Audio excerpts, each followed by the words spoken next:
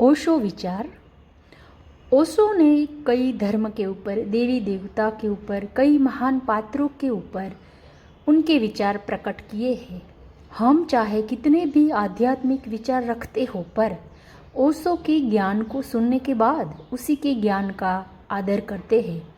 ऐसे ही ओशो कहते हैं ताकत क्या है, तो असली ताकत ये है कि वो बोलते हैं कि ताकत बोलने से नहीं आती है, लेकिन ये बहुत पुराना भ्रम है। सच तो यह है कि ताकत बोलने से नहीं, सुनने से आती है। बोलना तो हर कोई जानता है, मूर्ख भी बोलता है, पागल भी बोलता है। बोलना तो मन की बीमारी है। मन भरा है, उबल रहा है और तुम शब्दों में बाहर फेंक देते हो। लेकिन सुनना एक कला है, सुनना एक ध्यान है, सुनना अहंकार का विसर्जन है। अब तुम बोलते हो तब तुम सिर्फ अपने ही विचार सुनते हो, दूसरों का अस्तित्व मिट जाता है। लेकिन जब तुम सुनते हो तब तुम पहली बार मौन के करीब आते हो। ध्यान रखना, जो आदमी ज़्यादा बोलता है वो भीतर से डरपोक होता है। वो खुद को साबित करना चाहता है। वह कहना चाहता है मैं हूँ, लेकिन जो सुन सकता है उसे साबित करने की ज़रूरत नहीं होती, उसकी मौजूदगी काफ़ी होती है। पेड़ भी कहाँ बोलते हैं, चुप रहते हैं। ओशो एक और विचार हनुमान जी के बारे में कहते हैं। हनुमान का रहस्य क्या है? तो रहस्य यह है कि हनुमान अपने लिए कुछ नहीं जीते। जहाँ मैं नहीं वहाँ भय नहीं, जहाँ मैं नहीं वहाँ आनंद अपने आप प्रकट हो जाता है। ऐसा आनंद जो शब्दों से परे है। हनुमान बलशाली है, लेकिन उनका बल अहंकार से नहीं आता, वह बल आता है समर्पण से। जब तुम कहते हो सब तेरा है, उसी क्षण तुम असीम हो जाते हो। राम के चरणों में हनुमान ने अपना मैं रख दिया, बदले में उन्हें अनंत मिला। याद रखना, हनुमान ज्ञानी है, पर उनका ज्ञान पुस्तकों से नहीं, उनका ज्ञान मौन से है। जब मन शांत होता है तब भीतर का आकाश खुलता है। उस आकाश में न सुख है न दुख है, केवल उत्सव है। हनुमान का आनंद न तो भोग का है न तो त्याग का, वह आनंद सेवा का है। सेवा में जब कर्ता खो जाता है तो कर्म पूजा बन जाता है। तुम भी हनुमान बन सकते हो। इसके लिए पूंछ या गदा नहीं चाहिए, केवल इतना साहस चाहिए कि अपने अहंकार को छोड़ सको। जिस दिन तुम कहोगे मैं नहीं हूँ, केवल प्रेम है, उसी दिन तुम हनुमान हो जाओगे। और याद रखना, जहाँ हनुमान है वहाँ जीवन बोझ नहीं, वहाँ जीवन एक नृत्य है, एक उत्सव है, एक ऐसा आनंद जो शब्दों से परे है। ओशो और एक विचार रखते हैं लक्ष्मी जी के बारे में। वो कहते हैं लक्ष्मी का अर्थ तुमने बहुत छोटा कर दिया है। तुम समझते हो नोटों की गड्डी, सोने की चमक, तिजोरी की खनक। नहीं, लक्ष्मी पहले चेतना है, बाद में धन है। लक्ष्मी का आगमन तब होता है जब तुम्हारे भीतर भिखारी नहीं रहता, जब तुम मांगना छोड़ देते हो और देना सीख लेते हो। जो व्यक्ति सदा डर में जीता है, कल क्या होगा अगर यह चला गया तो, उसके द्वार पर लक्ष्मी कैसे आएगी? लक्ष्मी साहस से प्रेम करती है। लक्ष्मी निर्भय मन की सुगंध पहचानती है। मैं एक सूत्र कहता हूँ, जब तुम वर्तमान में जीते हो, तुम्हारा मन भविष्य की चिंता से खाली होता है, तभी लक्ष्मी आती है। क्योंकि लक्ष्मी को खाली स्थान चाहिए। भरा हुआ मन, कचरे से भरा हुआ मन, वहाँ लक्ष्मी टिक नहीं सकती। लक्ष्मी आलस्य के पास नहीं आती, नहीं वह भाग दौड़ में फंसे हुए के पास जाती है। वह आती है उस मनुष्य के पास जो अपने काम में आनंद खोज लेता है, जो कर्म को पूजा बना लेता है। याद रखना, धन लक्ष्य नहीं है, परिणाम है।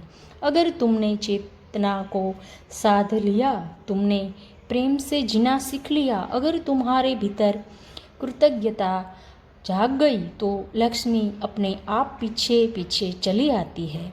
लक्ष्मी को बुलाया नहीं जाता, लक्ष्मी को आकर्षित किया जाता है अपने होने से, अपनी शांति से, अपने आनंद से। और तब तुम पाओगे लक्ष्मी बाहर ही नहीं आई, वह तो भीतर पहले से बैठी है। और ओशो श्री कृष्ण के बारे में कहते हैं,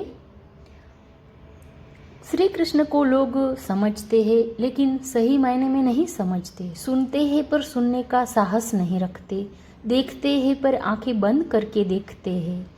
इसलिए कहता हूँ श्री कृष्ण का रहस्य 99% नहीं समझते। ये श्री कृष्ण कोई नैतिक शिक्षक नहीं है, पहली भूल है। लोग उन्हें मर्यादा में बांधना चाहते हैं, अच्छा क्या है बुरा क्या है, लेकिन कृष्ण नैतिकता नहीं सिखाते हैं, कृष्ण जागरूकता सिखाते हैं। और जहाँ जागरूकता आ गई वहाँ नैतिकता अपने आप फल की तरह खिल जाती है। कृष्ण कहते हैं युद्ध करो और लोग घबरा जाते हैं, कहते हैं ये कैसे भगवान है।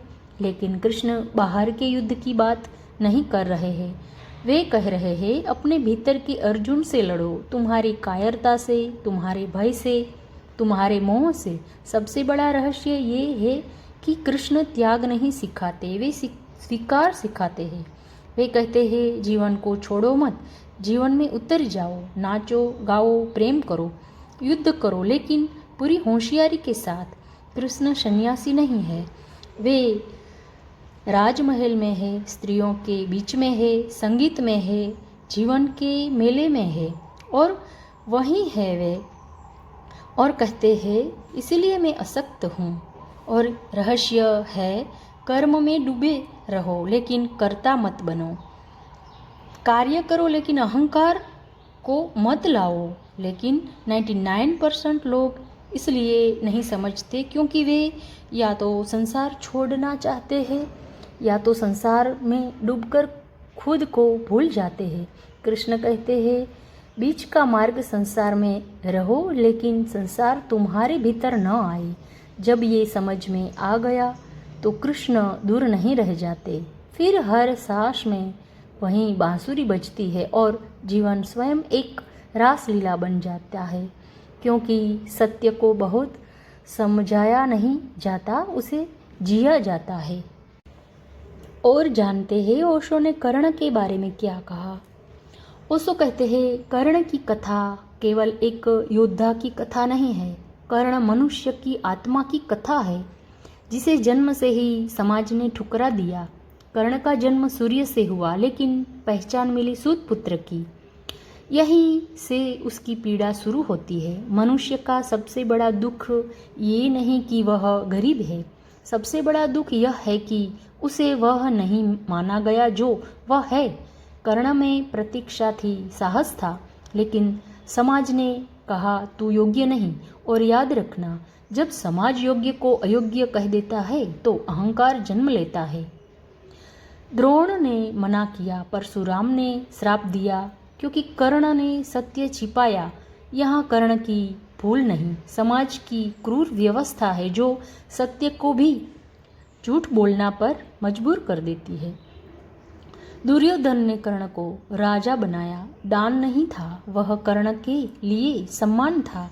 और जहाँ सम्मान मिलता है वहाँ आत्मा बंधन भी स्वीकार कर लेती है। कृष्ण ने सत्य बताया, तू कुंती पुत्र है, लेकिन कर्ण ने कहा अब बहुत देर हो चुकी है, देखो सत्य भी समय से पहले न मिले तो मुक्ति नहीं बोझ बन जाता है। मृत्यु के समय कर्ण अकेला था, जैसे वह जीवन भर रहा, और उसकी महानता वही है कि वह हार कर भी झुका नहीं। कर्ण हमें सिखाता है महानता जीत में है, नहीं निष्ठा में है। और दुख की बात यह है कि कर्ण को युद्ध ने नहीं, समाज के अन्याय ने मारा।